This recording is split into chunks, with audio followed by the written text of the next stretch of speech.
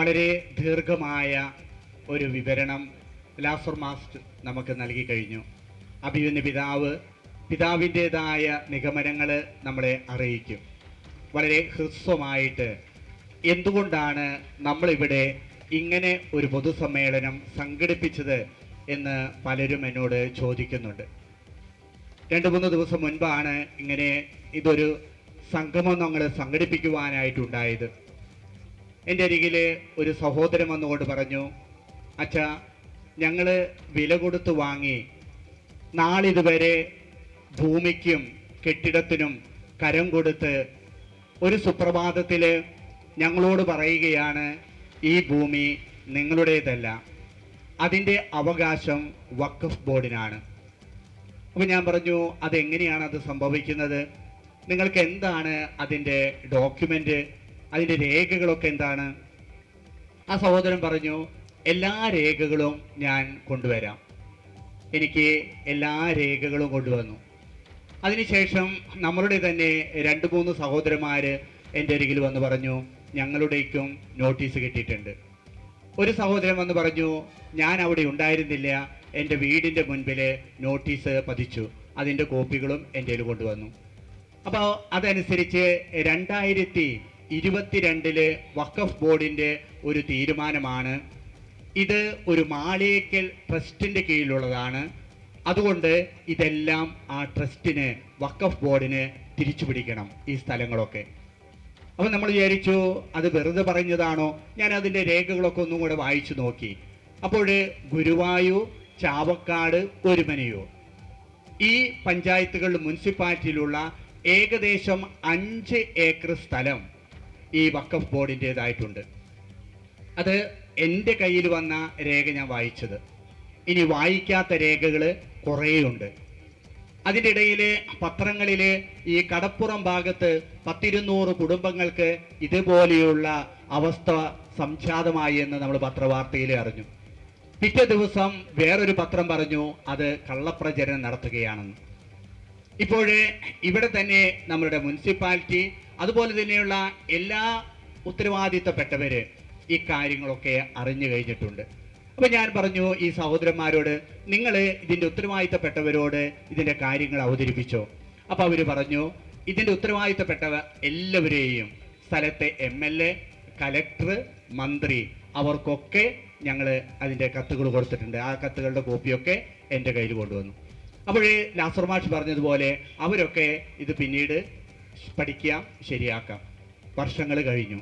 ഇപ്പൊ അടുത്ത് തന്നെ അവർക്ക് വീണ്ടും നോട്ടീസ് കിട്ടുകയാണ്, ഇത് നിങ്ങളിൽ നിന്ന് തിരിച്ചു പിടിക്കും. അപ്പോഴാണ് ഞാൻ ചിന്തിച്ചത്, എന്താണ് നമ്മൾ അതിസമ്പന്നമായ ഒരു രാജ്യമാണ് ഇന്ത്യ.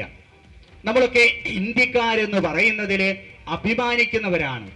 വലിയ ഒരു ജനാധിപത്യ രാജ്യം. ആ ജനാധിപത്യ രാജ്യത്തില് ഫണ്ടമെന്റൽ റൈറ്റ്, നമ്മുടെ ഭരണഘടനയുടെ 21ാം അനുച്ഛേദനം പ്രമാണിച്ച് ഇവിടെയുള്ള ഏതൊരു പൗരനും ജീവനും സ്വത്തിനും സംരക്ഷണം നൽകേണ്ടത് ഗവൺമെന്റാണ്. ജീവനും സ്വത്തിനും സംരക്ഷണം നൽകേണ്ട ഗവൺമെന്റ് വേലി തന്നെ വിളവ് തിന്നാല്, ചങ്ങലയ്ക്ക് ഭ്രാന്ത് പിടിച്ചാല് അവരെങ്ങോട്ടാണ് ഓടിപ്പോവുക? നമ്മൾ ഓരോരുത്തരും ചിന്തിക്കേണ്ടതാണ്. വേലി തന്നെ വിളവ് തിന്നാല് എവിടെയാണ് സംരക്ഷണം? ചങ്ങലയ്ക്ക് ഭ്രാന്ത് പിടിച്ചാല് എവിടെയാണ് നമ്മൾ കെട്ടിടുക? സ്നേഹമുള്ളവരെ, ഇവിടെയാണ് നമ്മളുടേതായ ഉത്തരവാദിത്വം. എന്നോട് വന്ന് പലരും ചോദിക്കുന്നുണ്ട്, എന്തുകൊണ്ട് ഇത് സംഘടിക്കുന്നു, ഞങ്ങൾ കൂടുതൽ വരട്ടെ എന്ന്. അവരോട് ഞാൻ ആരാണ്, നിങ്ങൾ എന്താണ് ചോദിക്കുന്നതിന് മുൻപ് അവനോട് ഞാൻ 2 കാര്യങ്ങളാണ് പറഞ്ഞത്.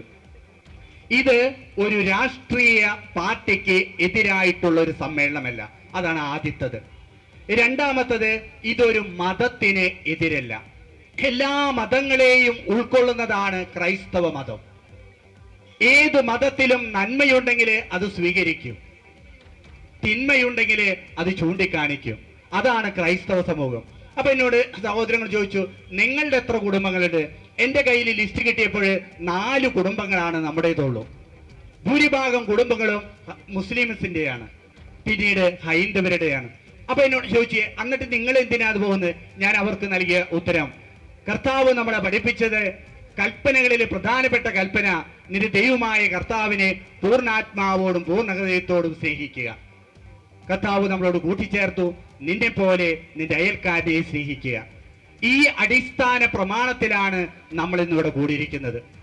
നമ്മുടെ ചുറ്റുമുള്ള എല്ലാ സഹോദരങ്ങളെയും ഒരുപോലെ കാണുവാൻ, അവന് ബുദ്ധിമുട്ടുണ്ടാകുമ്പോൾ നമ്മുടെ എല്ലാ സ്ഥാപനങ്ങളും സ്കൂളുകളും ക്രൈസ്തവർക്ക് വേണ്ടി മാത്രമുള്ളതല്ല, അത് എല്ലാവരെയും ഉൾക്കൊള്ളുവാനാണ്.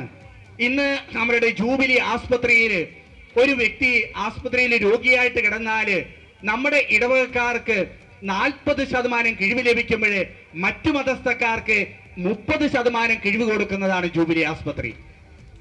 എല്ലാവരെയും ഉൾക്കൊള്ളുവാനും എല്ലാവരെയും സ്വീകരിക്കുവാനും പ്രതിജ്ഞാബദ്ധരാണ് ക്രൈസ്തവ സമൂഹം.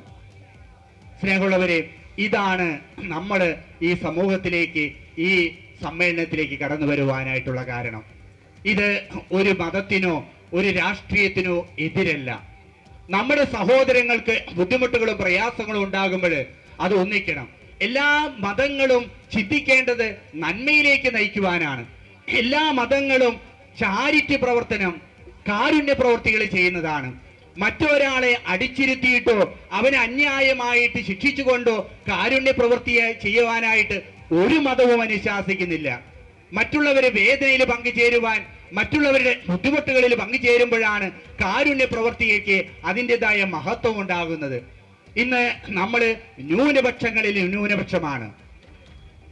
ഇന്ന് പല ന്യൂനപക്ഷങ്ങളും ഭൂരിപക്ഷത്തിലേക്കാണ് വന്നുകൊണ്ടിരിക്കുന്നത്. അങ്ങനെയുള്ള ഈ ന്യൂനപക്ഷമായ ക്രൈസ്തവ സമൂഹത്തിനും അതിൻ്റെതായ അവകാശങ്ങൾക്ക് അർഹതയുണ്ട്. ഇതൊരാളുടെ ഔദാര്യമൊന്നുമല്ല, നമ്മുടെ അവകാശമാണ്. നമ്മുടെ അവകാശത്തിന് വേണ്ടി നമ്മൾ പോരാടണം. നമ്മൾ മറ്റുള്ളവരുടെ മുൻപിൽ ചെന്നിട്ട് കൈ നീട്ടി നിൽക്കുക, ഔദാരത്തിന് നിൽക്കാനല്ല. ഞാനും നിങ്ങളും ഇന്ത്യൻ പൗരരാണ്. ഇന്ത്യയുടേതായ എല്ലാ ഭരണാവകാശങ്ങളും എനിക്കും നിങ്ങൾക്കുണ്ട്. അത് എവിടെ നിന്ന് ചോദിക്കാനും എവിടെ നിന്ന് ഉറക്കെ വിളിച്ചു പറയാനും എവിടെ നിന്ന് അറിയിക്കാനുള്ള അവകാശം നമുക്കുണ്ട്. അതാണ് ഇന്ത്യൻ പൗരൻ. അതിന് ആരുടെയും പേടിയോ ഒന്നും പ്രശ്നമില്ല. കാരണം നമ്മുടെ ഭാഗത്ത് നീതിയും സത്യവും ഉണ്ടെങ്കിൽ അത് എവിടെ നിന്ന് വിളിച്ചു പറയുവാനുള്ള അവകാശം നമുക്കുണ്ട്. സ്നേഹമുള്ളവരെ, ഈ കാരണത്താലാണ് നമ്മളിവിടെ ഒന്ന് ചേർന്നിരിക്കുന്നത്. അപ്പോൾ ചിലരൊക്കെ പറയും ഇതൊക്കെ കള്ളപ്രചരണങ്ങളാണ്. അത് കള്ളപ്രചരണങ്ങളല്ല. ഇതൊക്കെ ഇവിടെ തന്നെ ഇരിക്കുന്ന വ്യക്തികളുണ്ട്. അവര് ചെന്ന് മുട്ടാത്ത വാതിലുകളില്ല. അവരോടൊക്കെ ആ തൽക്കാലം അവരെ ആശ്വസിപ്പിക്കും, ഇപ്പം ശരിയാക്കി തരാം, പക്ഷേ ശരിയാക്കലില്ല എന്ന് മാത്രം. ഞാൻ എൻ്റെ പ്രസംഗം ദീർഘിപ്പിക്കുന്നില്ല. നമ്മളെല്ലായ്പ്പോഴും സഹോദരരെ സ്നേഹിക്കുവാനായിട്ട് ലൂക്കായുടെ സുവിശേഷം 4-ാമത്തെ അധ്യായത്തിലെ 18ഉം 19ഉം തിരുവചനങ്ങൾ, കർത്താവ് എന്നെ അഭിഷേകം ചെയ്തിരിക്കുന്നു ദരിദ്രരെ സുവിശേഷം അറിയിക്കുവാൻ, അടിച്ചമർത്തപ്പെട്ടവർക്ക് സ്വാതന്ത്ര്യം പ്രഖ്യാപിക്കുവാൻ, അന്ധന് കാഴ്ച നൽകുവാൻ കർത്താവ് എന്നെ അഭിഷേകം ചെയ്തിരിക്കുകയാണ്. എല്ലാവർക്കും സ്വീകാര്യമായ വത്സരം പ്രഖ്യാപിക്കുക, അതാണ് നമ്മുടെ ലക്ഷ്യം. യേശുനാഥൻ പരസ്യ ജീവിതം ആരംഭിക്കുന്നതിന് മുൻപ് അരുളി ചെയ്ത തിരുവചനമാണ്. നമ്മളുടെയും വചനം അത് തന്നെയാണ്. എല്ലാവർക്കും സത്യവും നീതിയും നൽകുവാൻ, അടിച്ചമർത്തപ്പെട്ടവർക്ക് സ്വാതന്ത്ര്യം പ്രഖ്യാപിക്കുവാൻ, കർത്താവിന്റെ സുവിശേഷം ലോകമെങ്ങും പ്രഘോഷിക്കുവാൻ അതിൻ്റെ ഒരു തുടക്കമാണ്. ഇതിനെ വന്നു ചേർന്ന എല്ലാവരെയും ഞാൻ ഒറ്റ വാക്കിൽ നന്ദി പറഞ്ഞുകൊണ്ട് ഞാൻ നിങ്ങൾക്കെല്ലാവർക്കും എല്ലാവിധ ആശംസകളും നേർന്നുകൊണ്ട് നിർത്തുന്നു. നന്ദി.